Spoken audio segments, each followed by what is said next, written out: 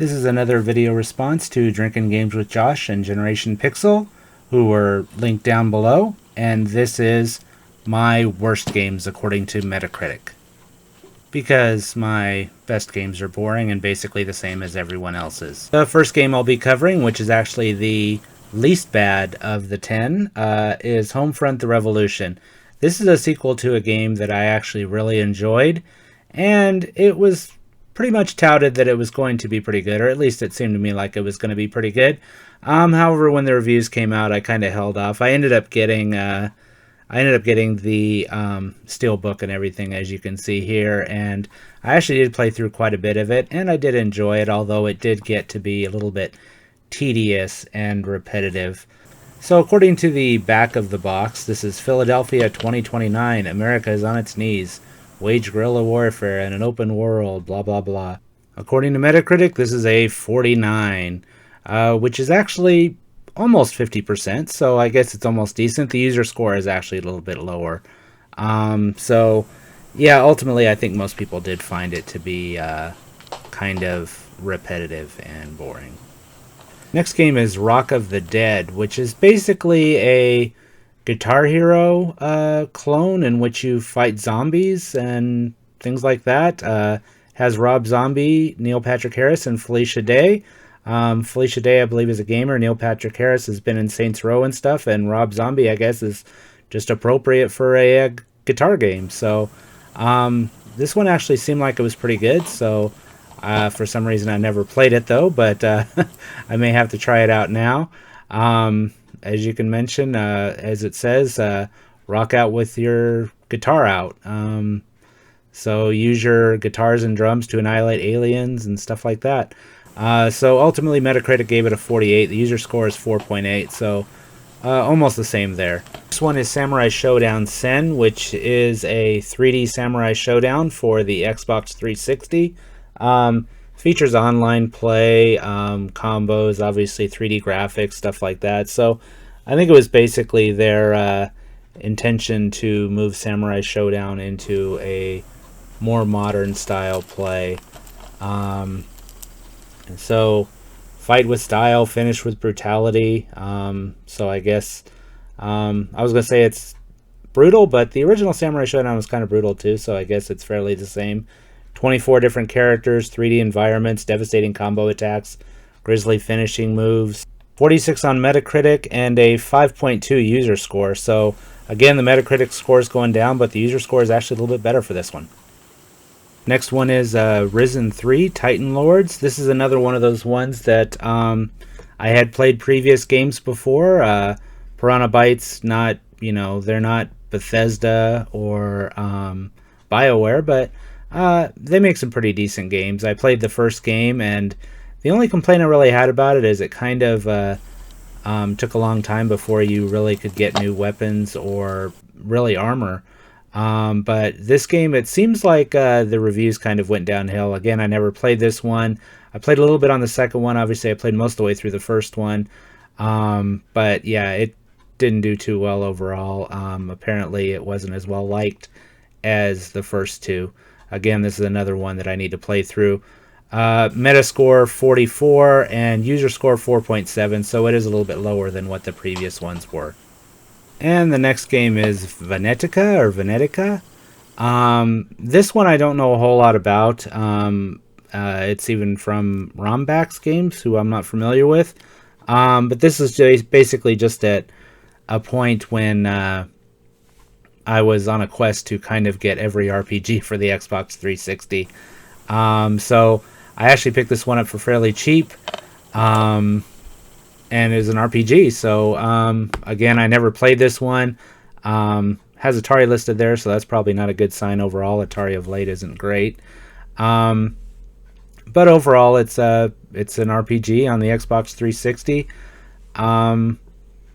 which it says it's in a fantastical Venice, so I guess that's kind of where it got its name from. Beautiful Scarlet is discovering her dark fate. Blah, blah, blah. 42 Metascore, 7.6 user score. So apparently people like it. It's just the critics don't. Next game is Alekhines Gun. Basically, I know pretty much nothing about this one. I picked it up for cheap. Basically, it was on clearance for a few dollars. Um, it's from Maximum Games, so obviously not a huge developer or publisher. Um, so make your move. You are Agent Alekhine, a deadly Russian assassin working with the CIA to uncover your global conspiracy. Blah blah blah. Explore intriguing European, U.S., and Cuban locations. Infiltrate enemy bases. Use disguises. Take down. So I guess kind of a Splinter Cell kind of game. Although obviously not as good, as it has a 33 Metascore and 2.5 user score. So apparently not a great game, so I probably won't be too anxious to try this one.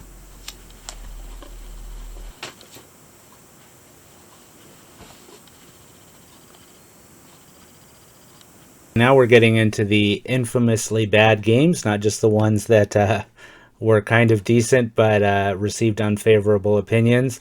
This is Rogue Warrior, which is, I believe, voiced by Mickey Rourke and published by Bethesda, which on paper seems like a pretty good idea. But unfortunately, I know Bethesda gets a lot of criticism, particularly Bethesda Game Studios, which this is not, for bad gameplay. This one just is really buggy. Sometimes a game is so bad it's good, but in this case, this game is just so bad it's bad. If the graphics are glitchy or things like that, you know, stiff movements, things like that, like in some of the Bethesda games like Skyrim, it can be almost charming. And even some of the other games that, you know, just have really cheesy plots or whatever, bad movies, can actually be so bad they're good. But in this case, this game is just really glitchy. You'll spontaneously die for no reason. When no one shoots you, you can't get past a part. You need to go somewhere and you can't trigger whatever you need to do to get to the next step. So it is pretty annoying. The Metascore reflects that 28, user score 2.9. So that pretty much sums it up. And the next one is another famously bad game, which I haven't even played, and I knew it was bad when I picked it up. But it was basically on clearance for $3, so I figured even the case is worth $3. So obviously this is another one that I haven't even opened. I haven't tried. It's just bad. I've never seen the show, so I have no interest in playing through it. It's just a TV show tie-in that is one of the worst that that there's been. So I from what I've heard, it's not a great game. So in fact, it doesn't even have a Metascore, but it's got a 2.9 user score. 14 ratings, not a lot, but enough to where the 2.9 is probably reflective of the overall quality of the game. So not great.